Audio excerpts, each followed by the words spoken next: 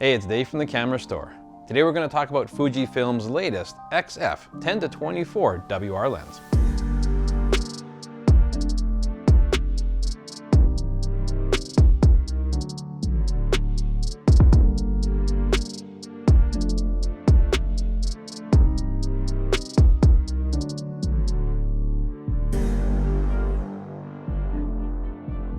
This lens shares the exact same optics as the 7-year-old 10-24 lens.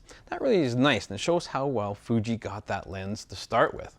Optically, this lens is really well corrected. It is really nice and sharp. Wide-angle lenses tend to be the more complicated optical lenses to design. Now, inside of this lens, there's actually 4 spherical elements, and those help correct for distortion. We also have 3 ED element lenses in here, and they help with contrast and saturation. It features 7 rounded aperture blades, giving us really pleasant out-of-focus areas. Ghosting and flaring is also really well controlled on this lens. Where they've improved this lens is more in the functionality of it. The biggest thing you're going to notice is in the naming convention. Right off the bat we see WR, and that stands for weather resistant. Now, we've done some horrible things to Fuji lenses in the past by throwing water on them, taking them out into really bad weather, and I have no concerns about how well they're constructed and how they can handle the elements. And this is no different, especially when you pair it up with the fully weather sealed X-T4, for instance. We also have improved image stabilization. Now, stabilization really helps me out, but I don't like relying on it, but we do gain an extra stop of stabilization with this lens to 3.5 stops. Now, outside you can see in these examples here, I can easily get away with at least a 30th of a second, maybe even a 15th of a second with very acceptable results. That's pretty impressive. The main thing I'm finding with this lens that I'm enjoying is the inclusion of an aperture ring.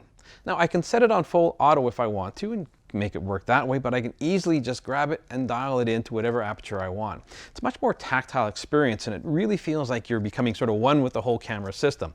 I like that they've added that. It's a much more intuitive system for me. I really like this new aperture ring as it has a hard stop on either end. The previous generation had an aperture ring, although it just spun forever and had no markings on it. Something you need to be aware of with this lens, it is f4. Now, that might be a factor for some people, and other people it might not be. If you're really into shooting stars and things like that, every bit of aperture and light gathering ability is going to help you out. So keep that in mind when you're shooting a lens like this. Why do you need this lens? Well, if you're a landscape photographer or you're into shooting interiors, you already know how valuable an ultra-wide-angle lens can be.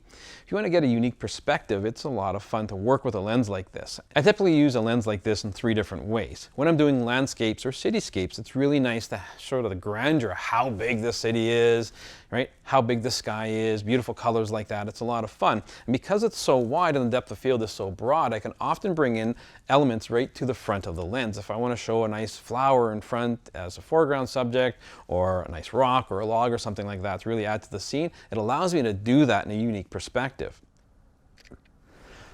Something really cool about a lens like this, especially at 10 millimeters, the minimum focusing distance is very, very close. I think it's 24 centimeters on this.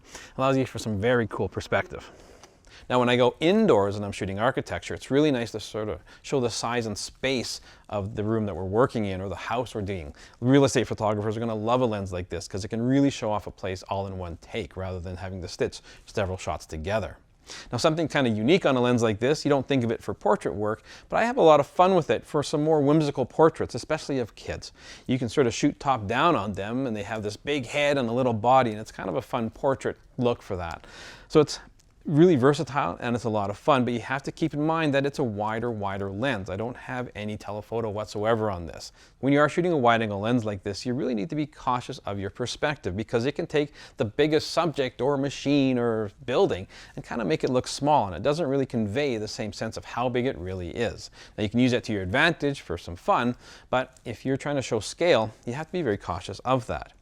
2 things I try and use all the time when I'm shooting architecture is if the camera has equipped like this X-T4 with the grid on the back that I can superimpose on top of my framing, it really helps me try and keep things as straight as possible. The other tip and trick is to try and keep your camera as level as possible. Keeping the camera nice and level with a wide-angle lens, you're really going to minimize that distortion that you can get if you tilt the camera up or down. Take a look at these examples here and you'll see the difference that it makes. I really enjoyed walking around with the lens today, and partially because it's a really lightweight lens coming in at 385 grams.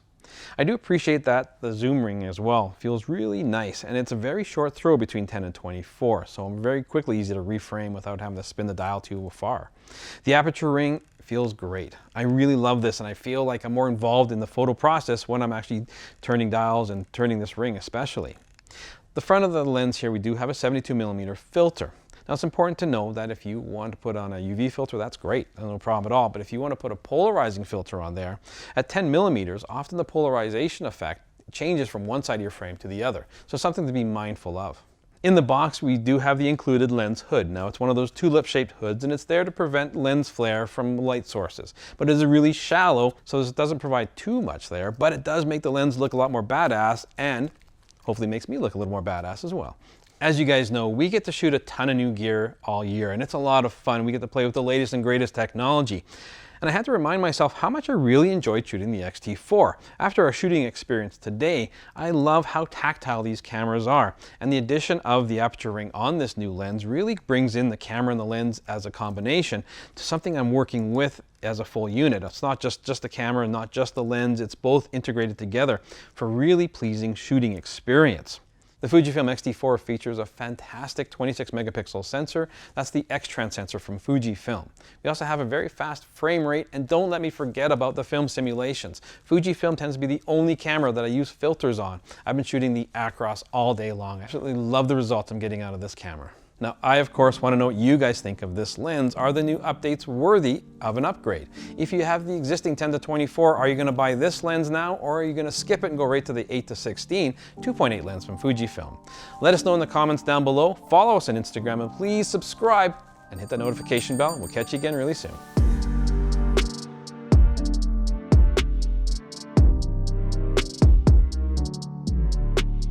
Hey, thanks for sticking around and watching that episode. If you want to check out our most recent episode, click up here. And if you are Canadian and want to shop local, check out the camera store down here.